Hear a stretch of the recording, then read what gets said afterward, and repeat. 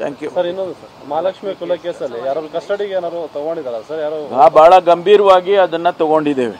ಯಾಕೆಂದರೆ ಇಡೀ ಬೆಂಗಳೂರನ್ನೇ ತಲ್ಲಣಿಸ್ತಕ್ಕಂಥ ಒಂದು ಮರ್ಡರು ಆಗಿದೆ ಅಂತ ಅನ್ನುವಾಗ ಸ್ವಾಭಾವಿಕವಾಗಿ ನಾವು ಪೊಲೀಸ್ ಇಲಾಖೆಯಲ್ಲಿ ಅದನ್ನು ತುಂಬ ಸೀರಿಯಸ್ ಆಗಿ ತಗೊಂಡಿದ್ದಾರೆ.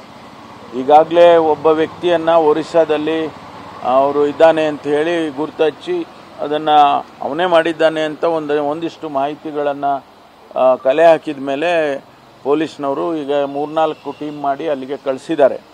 ಆ ವ್ಯಕ್ತಿ ಅಲ್ಲಿ ಇಲ್ಲಿ ಓಡಾಡ್ತಾ ಇದ್ದಾನೆ ತಪ್ಪಿಸ್ಕೊಂಡು ಅಂತ ಹೇಳಿ ಮಾಹಿತಿ ಇದೆ. ಅದನ್ನು ಅವನನ್ನು ನಾವು ಸೆಕ್ಯೂರ್ ಮಾಡಿದ ಮೇಲೆ, ಅರೆಸ್ಟ್ ಮಾಡಿದ ಮೇಲೆ ಆಮೇಲೆ ಗೊತ್ತಾಗ್ತದೆ ವಿಚಾರಗಳು. ಸರ್ ಒಂದಿಬ್ಬರನ್ನ ಕಸ್ಟಡಿ ತಗೊಂಡಿದ್ದಾರೆ, 2-3 ಜನ ತಗೊಂಡಿದ್ರು. ಅದರಲ್ಲಿ ಇವ್ರದ್ದು ಹೆಚ್ಚು ಎವಿಡೆನ್ಸಸ್ಗಳು ಅಥವಾ ಮಾಹಿತಿಗಳ ಆಧಾರದ ಮೇಲೆ ಇವರು ಆ ವ್ಯಕ್ತಿನೇ ಇನ್ವಾಲ್ವ್ ಆಗಿದ್ದಾನೆ ಅನ್ನೋ ಒಂದು ಸಂದೇಹ ಬಂದಿದೆ. ಅದರಿಂದ ಅವನನ್ನು ಸೆಕ್ಯೂರ್ ಮಾಡೋದಕ್ಕೆ ಪ್ರಯತ್ನ ಮಾಡ್ತಾ ಇದ್ದಾರೆ.